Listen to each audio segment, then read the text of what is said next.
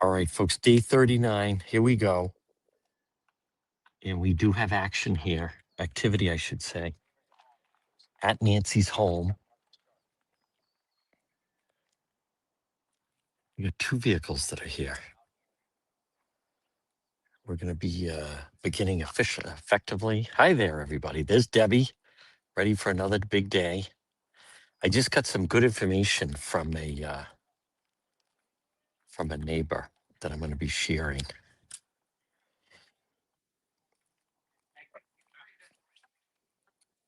think we're good to go.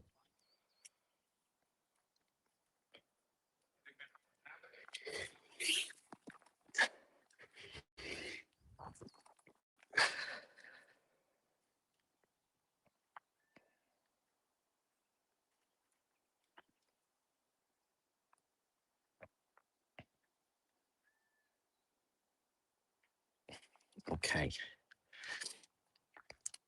Let's see.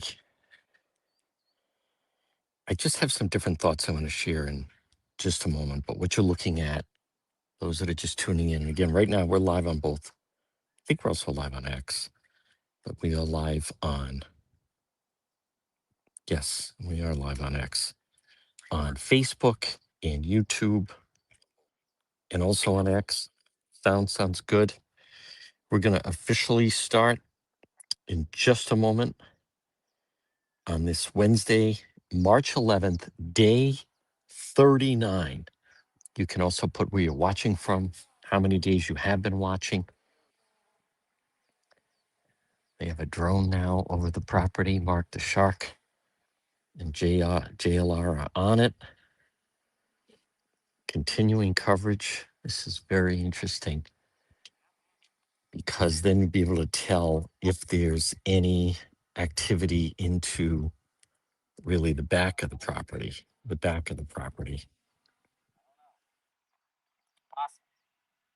Just going through.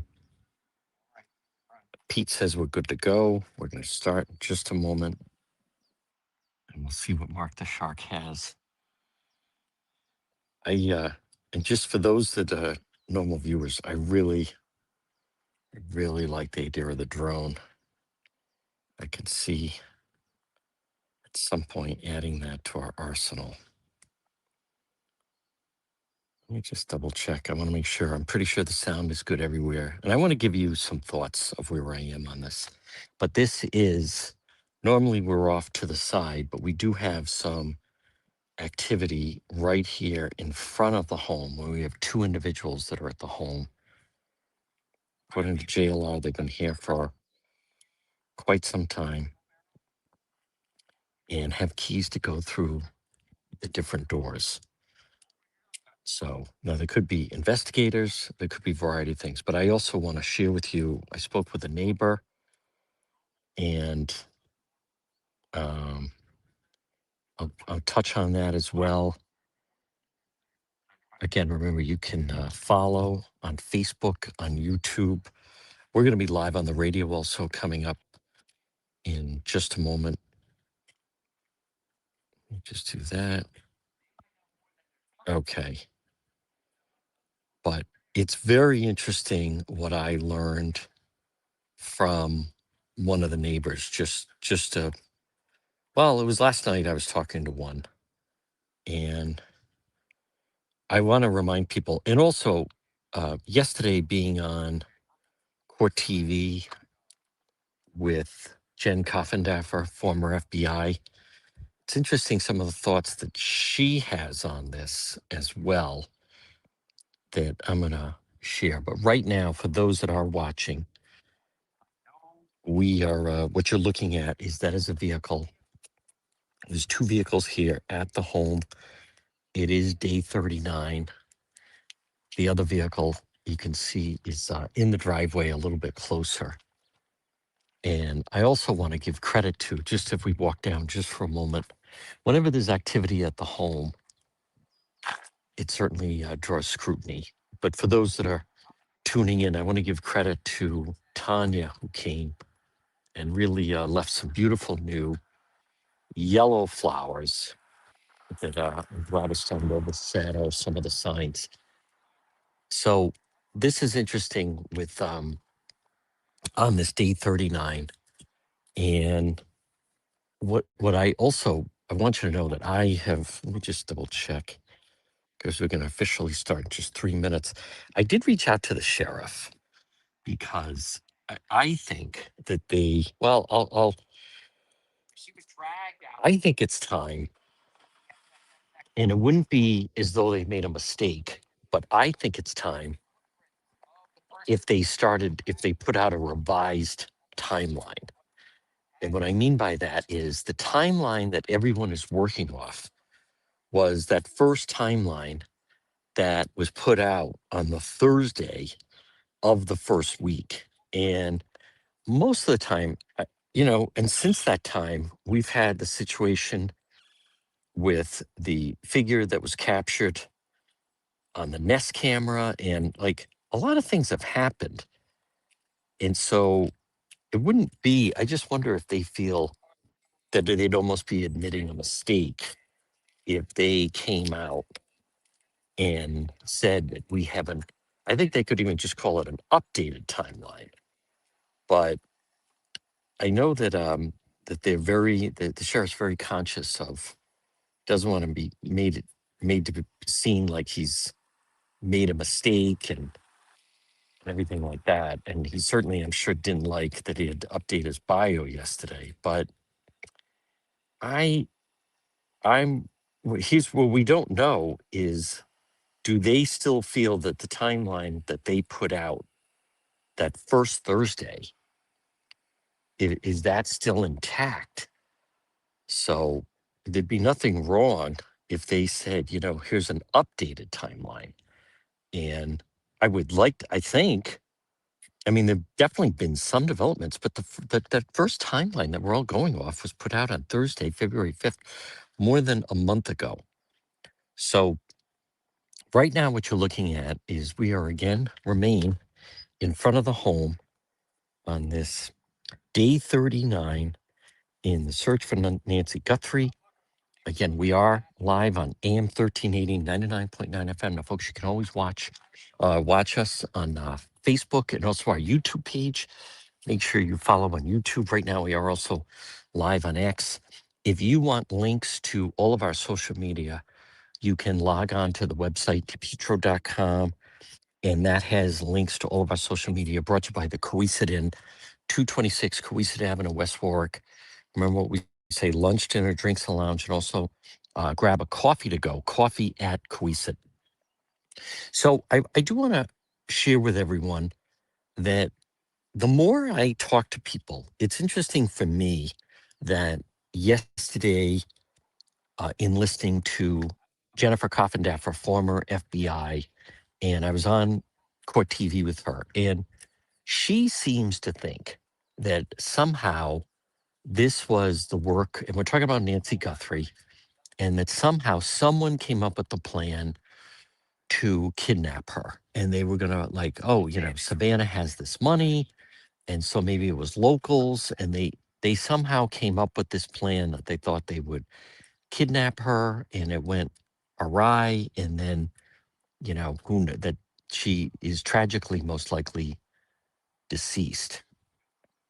Now, but when I was on with JLR yesterday and listening to the doctor, I think it's Dr. Q, he was talking about the piece in The Guardian that has the different FBI theories, and they go through the different scenarios. And then I realized he believes that this is some kind of a retribution, um, that there's somebody out there, almost like a stalker of Savannah, if I understand it correctly, in that this stalker purposely sought out Nancy Guthrie.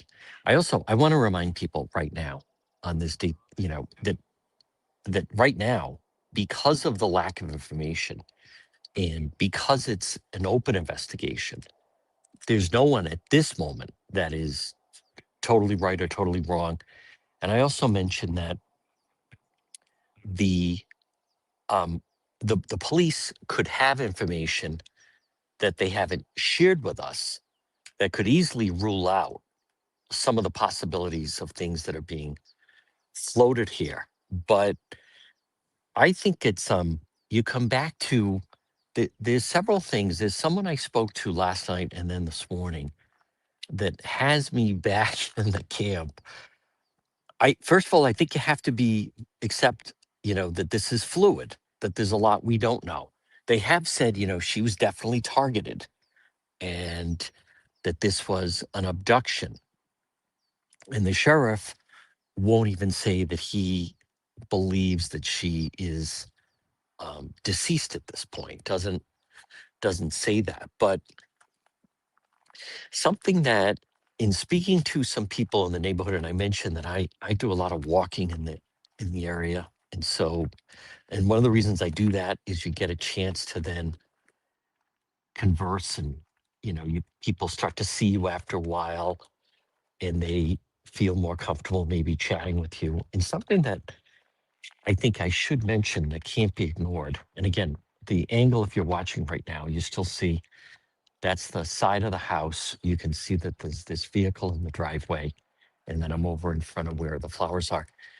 But I think what is interesting is a number of the neighbors, they believe that this is targeted not in a way of, and I'm going to compare it to, you know, Jennifer Carpenter, former FBI, was saying that she thinks it was someone attempting to do a kidnapping. But a number of the neighbors, the conventional, seems to think that it's possible it has something to do with the husband of Savannah Guthrie and some of the work he's done in the past.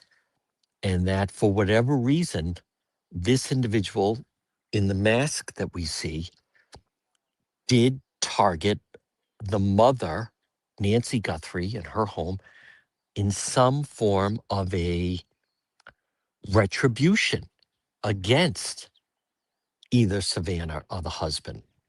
Now, there's several things about that is because I know initially people would just put out they'd just throw a catchphrase, Epstein, right? Or inside job or revenge or things like that. And there's also different theories on, some people will say, oh, I definitely think it was more than one person. And I've said it would certainly make sense and be easier if it was one person, more than one person, excuse me, because you think the driver, whether or not someone got into the house. What I'm trying to, the point I'm trying to arrive at is I just think right now, at this point, I'm not convinced anything can actually be ruled out. And I initially was thinking that this had more of the makings of a lone wolf because the problem with, and maybe some people you do are familiar with lone wolf type crimes, others are not. But one of the problems when we have covered some of those uh, situations of a lone wolf, the problem is one person can keep a secret. When you start to get into two or three people, it's one thing that there's one person estranged from their family, like a Luigi Mangione, and they're not, they're just not around, and so the family, the mother reported him missing. And then the classic lone wolf is the Unabomber. But in something like this, as of right now, we only see that one person in the ski mask that was caught by her Nest camera. And so I'm going back into there's still so much we don't know. And I've noticed that because there's so much we don't know, that it becomes almost speculation that everybody starts to accept it. It must have been more than one person. But if you go down the path of, and I want to give credit to that Dr. Q, if you go down the path, I don't know if he believes it was just a lone wolf, but if you go down the lone wolf path, that this was someone that was either a stalker of Savannah Guthrie or some retribution towards the husband. And I'm not saying it's it's legitimate retribution. What I'm saying is, I'm not suggesting Savannah or the husband have ever even met this person. But I'm talking about if you go down the path, much like Luigi Mangione had never met Brian Thompson of United Health. But if you go down that path, as frightening as that is, but it does make more sense than that this was an actual kidnapping for money, because there certainly didn't seem to be an organized effort to try to collect money from this, because I don't believe whoever was sending those messages to TMZ and also the local TV station, I'm not convinced that those are legitimate. So because then it just falls off. And if you really had her and wanted the money, then and you were communicating with them, they couldn't tell where the email was coming from. No one's been arrested in that. No one's been charged in that. So my point is, they had an email that seemingly was untraceable with where they were sending these messages. And then I don't know about the Bitcoin, but my point is, they could have sent a photo of her in whatever clothes she was in, or nightgown, or if they sent a picture and maybe Annie said, "Oh my God, that's what my mom was wearing when she came over for dinner," or something like that. We haven't seen anything like that. And so I want to go back to ground zero. I believe that the sheriff, they should, and it wouldn't be anything wrong if they did an update on the timeline, because I was speaking to a member of law enforcement that said, so we're to believe the timeline they put out on that Thursday, February 5th. So they haven't learned anything new. There's no new details they can put with the timeline. And this member of law enforcement doesn't believe that, is what I'm trying to say. And then even if they put included in the timeline, like the timeline that the sheriff has put out, does not even include the individual in the mask captured on the Nest camera. That they could include that. That is part of seemingly what happened that night. And so the member of law enforcement, and believe me, they're so hesitant and don't want to be seen like they're Monday morning quarterbacking and questioning what the sheriff, and they always condition it with, at least with me, to say it's not an easy investigation. But then the whole business of the pacemaker, and we've learned more about the pacemaker. Um, I'm just I think it's unclear to me why that they won't put out a more updated timeline, because is that really all the still details, the same details that we're working off right now? Are we still, nothing has changed since that was put out at that press conference? Think about that, on Thursday, February 5th. I find that extremely hard to believe. I believe they do have more details. The why he's just not putting out more of those details. Um, it, some people that I spoke to seem to think he doesn't want to be seen as though he's it's like he made a mistake. Like yesterday, it was a local story how his resume was not entirely accurate. The sheriff's department and the sheriff begrudgingly updated his resume. Now, the reporter that did that, there's nothing wrong with it, but he to me, it's just he doubles down then on that. He certainly, to me, did not like being called out in that manner. But as I go through, and I want to remind you folks again, we're live right now. It's the John DePietro Show, Facebook, YouTube, X, also on the radio, AM 1380, 99.9 FM. You can listen online at our website, depetro.com. This portion of the program is brought to you by Propane Plus in the Northeast, Rhode Island, Massachusetts, Connecticut. A lot of melting, a lot of snow. Cross your fingers.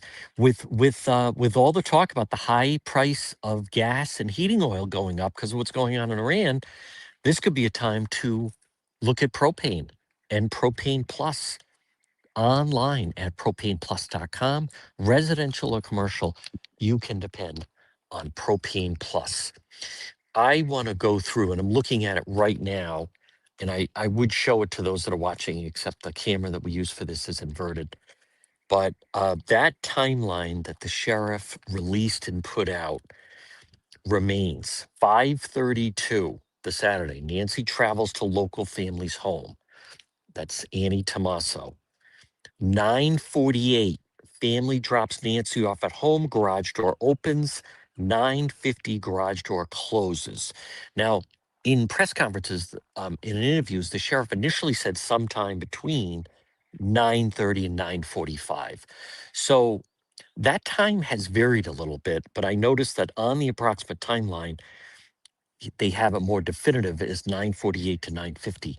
Now, when he says door opens, door closes, I believe the reason why they were so definitive about that was because they had a record within the garage door opener of what time it went up and down, so you could check that. So then we go to, again, this is the initial timeline. 1:47, doorbell camera disconnects at 1:47 in the morning. Now, again, when they established this timeline, they didn't have the image of the individual in the mask. 1:47, doorbell camera disconnects. 2:12, software detects person on camera, no video available, no subscription. Well, that's actually not accurate because then we did get the Nest camera. So that needs to be updated. And then it jumps to 2:28, pacemaker app shows disconnect from phone. Now, with that also is somewhat deceiving, is because we've also learned from there are doctors that have testified and the maker of pacemakers that say most patients, their pacemaker checks in with the app once a day.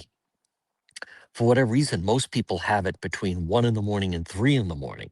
Now, we know her phone was left behind, even though that's not on the timeline. But so that is still unclear. Software detects person on camera, no video available, no subscription. Well, as a matter of fact, we did, despite that, they did have video. And then, as I said, the pacemaker app, and then it jumps to family checks on Nancy. You know, as I look at this original timeline, he doesn't have the fact that she didn't show up to watch mass at her friend's house. And then the family dialed the Pima County Sheriff's Department at 12:03, and then the patrol arrived at 12:15. My point is, you come back to, doorbell camera disconnects. So is that in direct correlation to the individual in the mask who is, as we see with the flowers and so forth, and is that individual manually or basically breaking the camera and disconnecting it? But then from the 1:47 doorbell camera disconnects, we have the 2:12 software detects person on camera. Now, when they say no video available, no subscription, the sheriff initially said, like I said, that could have been an animal or it could have been a person. We now know, like nowhere in that original timeline is what I'm trying to say, is any mention of the person that they have on camera, on the Nest camera. Now, why that is important is because it seems a little, there are parts of this that are unknown, that the police know, and as I've talked about, that they're not sharing with us, and that's very common in investigations. For instance, there, from what we understand, in a press conference, the sheriff said that they basically cleared the Uber driver, and Uber drivers who I've heard from all say, they have a dash cam so you can see the driver and the passenger. And so, for instance, they could release even just a still shot of Nancy Guthrie riding in the back of the Uber, but they haven't done that. And then, is the reason they haven't done that because then they feel, then they would just start to get all these messages from people. Um, or if people, like, what's unknown is what was she wearing when she got picked up by the Uber driver and went to her daughter's house, Nancy and Tommaso. And I believe the fear is that if they put out that image, that would just spark more individuals trying to either say that they have her or they saw her, and they, it's too bad we're in that situation, but we are in that situation where people do that. Folks, I want to remind you um, about Capital Fence. Call owner Mike Rizzo today, 401 618 4407. Written up nationally, serving Rhode Island and Massachusetts, based in Cranston. Fence and gate, most trusted for privacy and security. I can tell you the security around here has really gone up. I see more people adding at least gates at the end of their driveway, so no vehicle would be able to come up their path. Maybe that's something to think about. Maybe you say, I don't know if I want a full fence around my property, but more people are installing that I noticed. Just you could have a gate. For instance, as we're looking right now, you're looking at the front of Nancy Guthrie's home. If she had had a gate that locked, no one would have been able to bring a vehicle up and down. But Capital Fence, 401 618 4407. Call the birthday boy, Mike Rizzo, 401 618 4407. Free estimate, licensed and insured Capital Fence. So I want to I think in something like this, it's a challenge. But you have to stay in a certain place. And what I'm telling you is, and let me just say hello to everybody on this. It is actually going to be a nice day here in the Catalina foothills. I think, or I try to, when you're covering a story like this, you have to remain, you can't go down a rabbit hole. You have to remain, and it's a discipline. You have to remain open. And that's why I keep coming back to, like, what do we know? There's a difference between what we know, what we think. People start to put out things that are not proven, not true. For instance, I saw someone saying, Tommaso walked Nancy in that house. We don't know that. The fact of the matter, if we want to go off the fact, which we do, the fact is we don't know whether he did or he did not. He may have dropped her off. I know some people have said, oh, come on, anyone would then walk an 84-year-old woman in. She wasn't an invalid. She wasn't in a wheelchair. It's very possible he went to get out of his car and she was like, don't be silly. Let me just pop out like that. So my point is, that could alter if there was someone in the house. A lot of people seem to think, and I've thought, to me, it would make more sense that someone actually was in the house, that they had, and I've already shown the left side is very vulnerable for, you don't even need to hop over that wall. There's a way that you could get inside, right outside those sliding glass doors without having to even climb over a wall.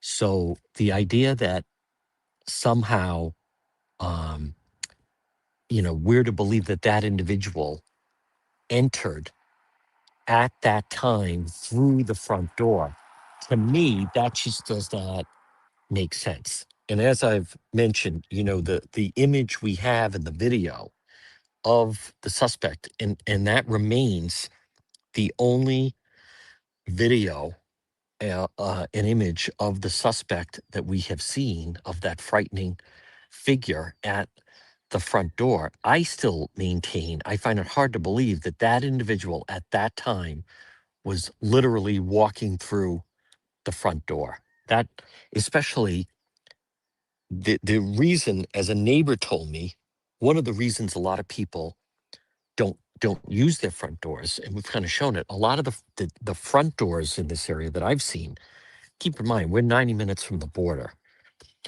They're like a fortress. It's not the way if you go into a normal neighborhood and people just have a normal wooden front door. A lot of the front doors around here, by the way, a lot of the front doors you have to get through one gate, and then there's an opening, and almost like, even some people, it's very, it's beautiful. They have like a little courtyard, and then you enter into the front door. So there's two barriers you'd have to get through. So a neighbor said one of the reasons a lot of the elderly don't use that is because it's a heavy. The front doors are heavy. I was just speaking to a neighbor that said they have several, number of kids. They routinely, there's different reasons why people leave their back door open, not locked. Again, growing up, and even with my kids, if they were out, we didn't, a lot of people don't leave the front door, or there are many people that get into a habit of always leaving one door unlocked, and maybe it's a back door. I have a friend of mine lives in Narragansett. Even when he's away, there's one door on the home, and it's actually a sliding glass door. They always leave unlocked just in case a friend or someone needs to, somebody forgets their key. They always know that that's the door that's unlocked. So I think, and I did reach out to the sheriff. I don't know. I don't know if they'll respond, but I believe it would serve everyone that if they updated the timeline. They know more about than that timeline of what they put out on February 5th. And so it wouldn't be admitting any type of error or mistake if they say, here's an updated timeline, because are we to believe the reason why that the camera disconnected was because of that individual? Is that what we're to believe? Or is that what it was? Or was it disconnected from inside? I think I know the answer to that, but I think that would be helpful. But for us to be this far along and still all we know is male, 5'9" to 5'10", average build, black, 25-liter Ozark Trail hiker pack backpack. Again, that's not even the timeline. That's just the suspect. A number of people have been critical of the sheriff in this case. And, you know, yesterday, when you're talking about someone that views the press somewhat in a hostile manner, I mean, he hasn't had a press conference since Thursday, February 5th. Then he has pundits on TV with all the national media coming in. He was doing the one-on-ones with the media. That seemed to work, but there were certain interviews that I saw, like him with the Newsmax reporter did not go well. Um, but since then, and then, the battles with the FBI and all this other stuff, and then him saying he wasn't battling, he'll take anybody's help, but then the FBI telling a different story. I, and then, so how does he go after the media? All right, no parking anymore around the street. I'll say this, if it was his intent to get a lot of the national media out, it worked. But I just, right now, what I was trying to, and the point I was trying to get to, and I even mentioned this, is I believe they need a different approach to engage the public again, because right now, I'm sure he's saying we have teams and we are our investigators and the FBI and they're chasing everything down and blah blah blah, but they're not engaging the public. They're not. They did say if you live in the area, send us your video, blah blah blah. Last week we did see the FBI going around to some of the different homes, but aside from that, he is like out of sight. And right now, it still just all remains a complete unknown. I know he did communicate, I think, to Fox that anything can happen, and he's not ready to say that she's no longer alive. But the problem with that is he's also the same individual that on that first Monday said, this is a dire situation, and this is a 84-year-old woman who needs her medication daily. And and so, I mean, to me, you can't have it both ways. You can't, boy, this is like a race against the clock and we need to find her immediately, and then 39 days later saying, well, we're still hopeful that she's alive. I don't know. I don't think you can have it both ways. I think it was more accurate when he said, this is an 84-year-old woman that needs her medication. And also on top of that, let's think about, I mean, it would be extraordinary if we really want to be realistic, really extraordinary if somehow someone had taken Nancy Guthrie and now here it is 39 days later and she is what, in a cabin somewhere, in a basement, in an attic, locked up. She's using the bathroom, she's sleeping, she's eating, she's, still with, I mean, that would be very, very difficult for anyone in captivity. And a good example to that of me recently is when you saw the Israeli hostages. When you saw them after quite a period of time, they had lost weight. They certainly looked like they could have used a shower. I mean, that is not easy. Folks, I want to remind you though, with all the, and we're going to walk down with all the melting that's going on. Don't forget, if you get water, I was just speaking to someone that had a flood, contact Serve Pro of Providence, 401 941 5500. Fire, water damage, Serve Pro of Providence. They're fast, they're thorough, they're professional. Call Serve Pro, 401 941 5500. Now, again, it is day 39. There is, I did see some speculation that someone was saying the reason why the sheriff and the FBI, well, it's really the sheriff, doesn't want searchers is because, and they were not welcoming to that, the, I think it's the Cajun unit, is because they felt, this person was speculating, is that because they're close and they don't feel they need a search and they don't feel that a search would bring anything. I don't believe that's the case. And again, for those that are watching, what's that? I do not, but I have noise canceling AirPods in. So there is a helicopter in the sky.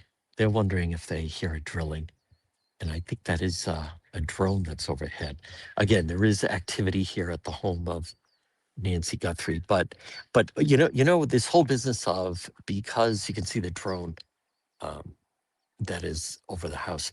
The whole thing, though, that um, the business that the reason why they're not cooperating with the Cajun searchers is because they're close on a suspect, where where I'm not in line with that is, to me, if you're talking about a sheriff who certainly didn't seem to appreciate the resources of the FBI coming in now. And, that's the FBI that he didn't welcome and certainly seemed to want to keep at arm's length. If he's doing that with the feds and with all the toys they offer and all they're really good with electronics and they know how to jump onto the cloud. They were the ones that found the image of the individual that we see in the mask when the sheriff's people thought that all was lost. And the sheriff initially said, well, that camera was destroyed, so we don't have the footage. And it was the FBI that said, no, no, no, we know a way that we can get that. So my point is, if he's going to do that, which he did with the FBI, I can't imagine he's going to say to these Cajun searchers team or anything like that. And that's nothing against them. I think they should realize that to me, it's more indicative of him and the type of individual. He likes to keep a tight knit. He likes to keep a very small circle, meaning the sheriff. He was resistant to the FBI coming in. There are signs that even from the beginning that seemingly they were overwhelmed. I think it's very fair to say that, clearly they've never handled an investigation of this magnitude, and I don't know anyone that has. But I want to again come back to something that can't be ruled out, because on where am I on this? I'm going to tell you where I am, but I also want to remind you about Kids Club on the Pike. Folks, call them if you're looking for daycare options. If you're looking for preschool or before and after school care, call Kids Club on the Pike, and they're located right on Plainfield Pike on the Cranston Johnston line. Call Kristen 401-443-5336. Now, we do have a copter in the air. Kids Club on the Pike. Wonder, that's a lot of copter activity around here. A lot of helicopter activity um, in this area today. Kids Club on the Pike, 401-443-5336. And again, I do share their social media. But I want to come back to the neighbors seem to think that it's the neighbors that I was talking to, that it's very possible they believe, as I was saying, that they think that this is somehow tied into, for whatever reason, someone was targeting Savannah and her husband. And in the past, I was dismissive of people trying to, because I took it as though they were trying to almost intimate that the Clintons were involved in this. I don't believe that. There's also a local woman that thinks that it was President Trump that is like that type of stuff to me is nonsense. But what we don't know is this someone, some lone wolf? Now there were people here in front of the home yesterday, and they drove here from Washington State. They drove here to Tucson from Washington State. There was someone that came who's very, very nice and dropped off flowers, and she was from San Diego. So there are people that are, making road trips and to get here. So, like, to me, if you have people, I mean, from Washington State, they drove all the way down just to come by. They want to, I mean, they clearly have the time to do it. But my point is, if people are doing that just to come by, in a sense, to be almost supportive in a way, then you can't rule out that if there's someone from California, Nevada, New Mexico, whatever, but some lone wolf who, for whatever reason, got it in their head about Savannah, or, I don't know what to think. Maybe it is tied in to work that the husband did with the Clintons. Again, I want to be very clear. I'm not saying it's like rational thinking. I'm not saying it's not a former employee, right? It's not, I'm not saying like, wow, now that all makes sense. I'm not saying that. And I think a good example, there's several good examples, like Brian Kohlberger, did he know those individuals in Idaho? No, he was a psychopath who wanted to see if he could commit a crime like that. I think the Luigi Mangione, he had never worked for United Health. He didn't know Brian Thompson. He somehow got it in his mind that he was going to go after the CEO of United Health. And he did. He stalked him out. He figured out where he was going to be. And then he showed up, as we know, in New York. And Brian Thompson is ready to walk into the conference. And then boom, there's Luigi Mangione. So I'm saying I am very open that it could be someone like that. Someone clearly ill, clearly deranged, but young, capable, and somehow got it in their mind of something against Savannah Guthrie or her husband or just like the family in general. And somehow, discovered that Nancy Guthrie lives here in Tucson alone, the house she's lived in for 50 years, with no dog, no alarm. Now, here's a vehicle that was in the driveway that's pulling out. You're just going to walk down. You're going to see this. Let's see if they both leave at the same time. We're not sure who this is that is coming out right now. So we'll see exactly who this is. Or nope, they're backing up. Now, that is the guest house that is in the back. Oh, and here's another vehicle. So we actually have, so there's a car coming out of the garage. We think that's Nancy's car, right? So there's someone in the blue vehicle in the back. Now, I think this is Nancy's car. Is that your understanding, JLR? Okay. Here's this white vehicle, and we're not sure who's driving this. So we actually have three vehicles right now at the house. And that one, I don't think we've seen that before.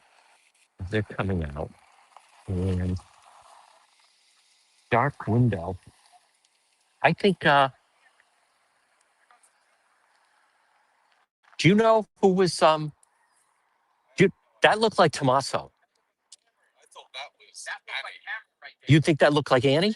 Okay. And who do you think was in the blue one? Cameron? In the blue one. So maybe that is family. Huh. Could have been in there the whole time? Yeah. Yeah. Or coming in the dead of the night. Huh.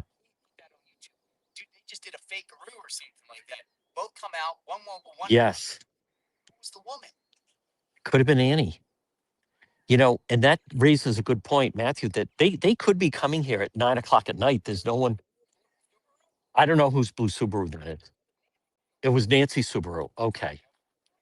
Huh. Up now, and this guy's leaving as well. I think he'll just go straight. So that's interesting if that's family that is here at the house. And then and now this individual's also going to leave. This is the individual that seemed to have the keys to the house. Now I can understand why they want to kind of check on the house. So there it goes. You're going to see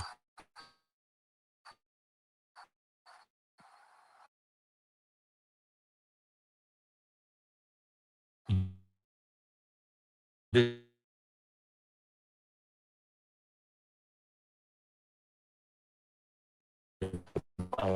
specifically if in fact that was car that someone was driving and driving out of here. Now what's also interesting is it is possible. So that was Nancy's car is the Subaru? Wow. Okay. I'd have to go back and check from when. Well, they did early on, they did. You think it was Cameron? Okay. Well, early on, they did tow Nancy's vehicle out of here.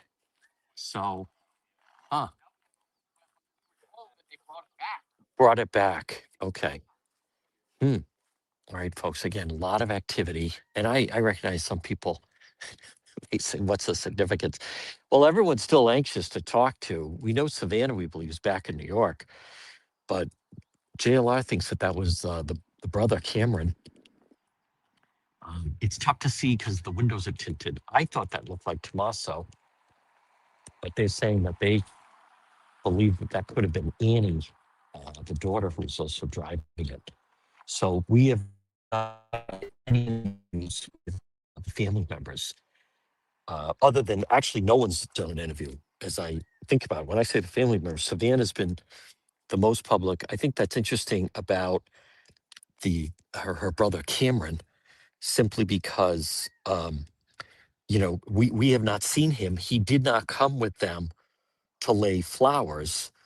And there's been a lot of speculation of like, where is he and how come we haven't seen him or that type of thing. Folks, I want to remind you about stopping and see the Queen of Health, Marie, at It's My Health, 1099 Mendon Road in Cumberland. Contact the Queen today. Stop in and see her. She is diagonally across from Davenport Restaurant, right there in that historic white church with the flag out front. She has hemp and CBD products. She's a great local retailer. It's all about health. It's all about keeping you healthy, your family healthy. Local products. She has delicious local honey, herbs, and spices. Stop in and see Marie. Support this great retailer. 1099 Mendon Road in Cumberland. Marie and It's My Health. I also want to remind you that with all the melting and it is getting warmer, and we're now about a 1 week away, I believe, from spring. Watson Materials. I think everyone's going to want to spend a lot of time outside. Watson Materials. Call Sean today. Request a quote 401 885 0600. 401 885 0600. Watson Materials, the most complete selection of landscape materials in Rhode Island. Watson Materials, 401-600. And I share a lot of their social media, and they do um, he has it all, and very elaborate as well at Watson Materials. Well, folks, again, we remain here on the ground, on the ground with the Guthrie investigation. And I, oh, wow. Okay. I did get a response. The timeline released on February 5th remains the only releasable timeline. We have not released time dates for the doorbell video. The investigation is ongoing. So I did just get this from the Pima County Sheriff's Office because I was wondering, is it time to update the timeline? And again, to repeat, I like number one, they responded. Number two, the timeline release going back to that February 1st, 5th, at least 8 times for the doorbell video. Because I was asking, so wouldn't it make more sense to then add the masked individual into that? But that is in fact the sheriff's office saying as of right now, they're going to leave that timeline the same, which again, I want to stress, and for those that are watching, I think this is someone that's going to put out maybe some flowers. I think actually I see this woman. She comes out here quite a bit.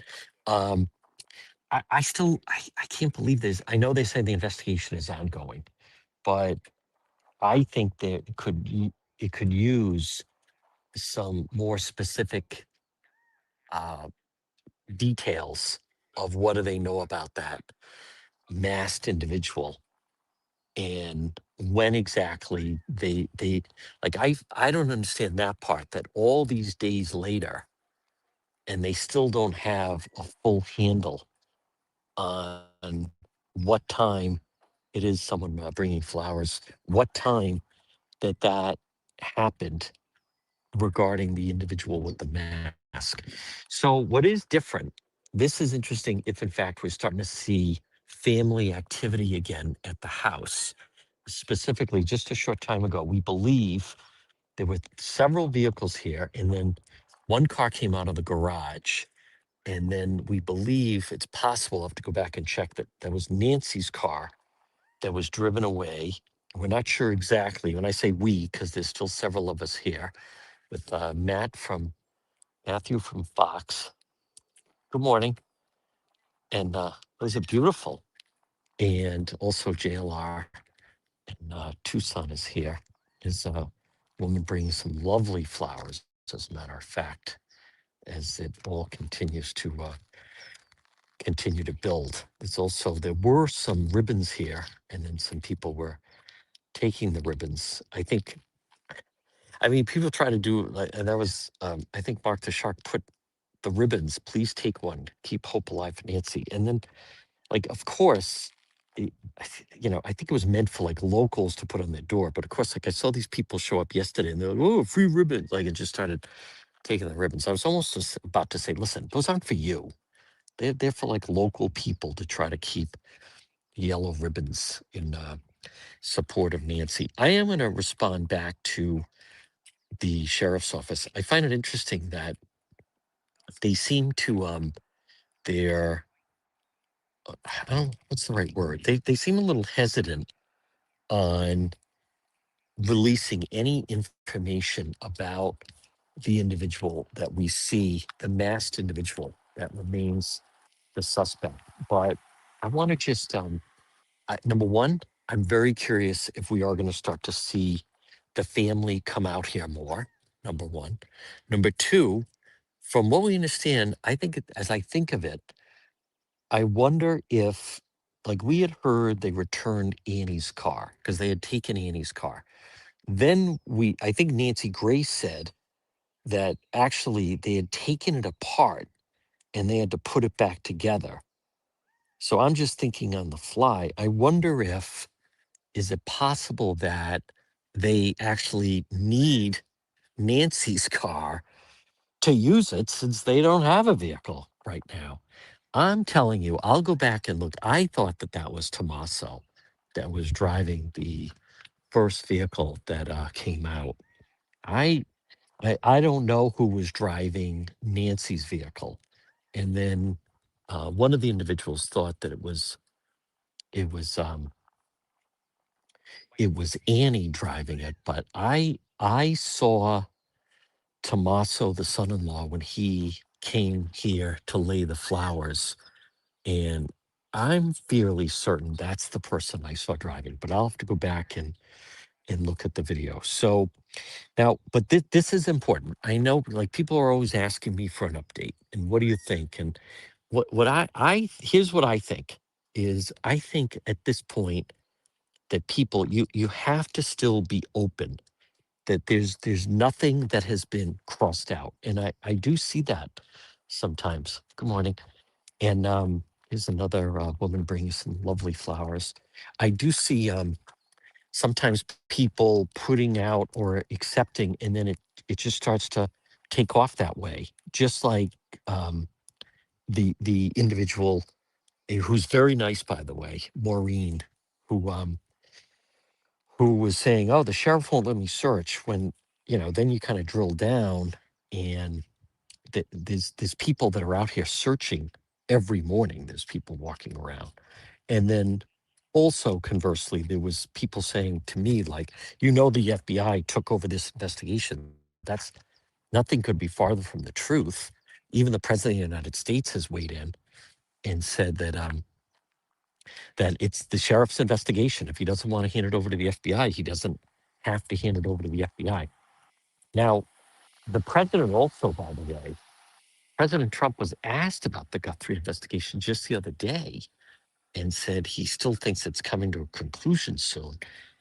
But I can tell you right now, everything still seems just totally open on the table. But I want to remind people, I think you have to go back to, as I would kind of say, like ground zero, which is right now, we do not, they do not have a, this is still wide open unless um, they do have more information that we're unaware of.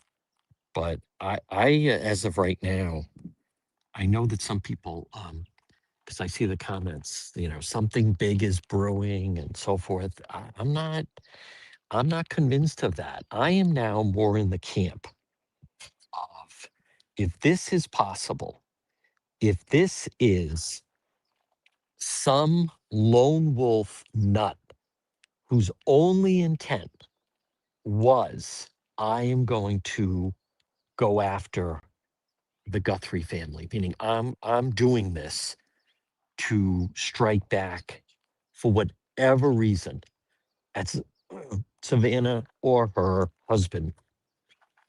Well, then this is going to be very, very difficult because, as I've kind of touched on, when you get into lone wolf situations, a lone wolf can keep a secret. When you have two to three, somebody mentions something to a girlfriend, someone mentions something to, people break up, people, a family member notices that someone's acting strange. I don't know, they've been acting odd since they went away. The beginning of February, they've just been acting very unusual. The more people you have in the mix, the more that somebody then, like, what is going on? Or somebody breaks up and says, so and so, my friend's ex-boyfriend knows something about the Guthrie investigation. But if you're just talking about one person, then they have a real problem, because the lone wolf, those are very, very difficult, very, very difficult, and also remain unsolved. And another good example of that is the situation, and I've mentioned this, but the unsolved homicide in North Providence, where you had the nurse, North Providence, Rhode Island. She worked at the ACI, and she someone went in and took her life. That was no December of 24, and that remains unsolved. And the problem with that is if it's just one person, then that's going to be very, very difficult, if not impossible, by the way, because if that was some kind of a grudge, just staying with the North Providence situation for a moment, that was some kind of a grudge, some vendetta that he had against, and again, I want to be very clear. I'm not saying that it's warranted or makes any sense, but it's enough to motivate that person. Well, then you got a real problem on your hands because maybe that person was an inmate and he remembers the time that he didn't feel well and she wouldn't give him whatever medicine he was demanding. And he vowed to himself, someday when I get out, I'm going to settle the score. And that could be the only person. So it could be that's the only person that they were going to strike against. And if that's the case, then you have a real problem because it's not like there's going to be multiple cases of that individual. It's just the one. So again, it is day 39 and coverage continues. I am going to circle back with the sheriff's office.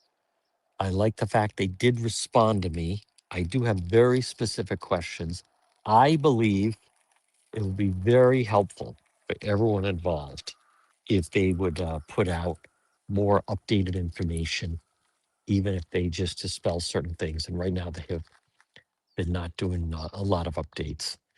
So that's where I think that comes down. So it remains, we remain here again. It's nonstop of people that come by and like to look at the house and the flowers. We will continue to do updates. I'll be live on TikTok a little bit later today. But again, the big news of the day, quite a bit of activity seemingly from the family here at the Nancy Guthrie's home.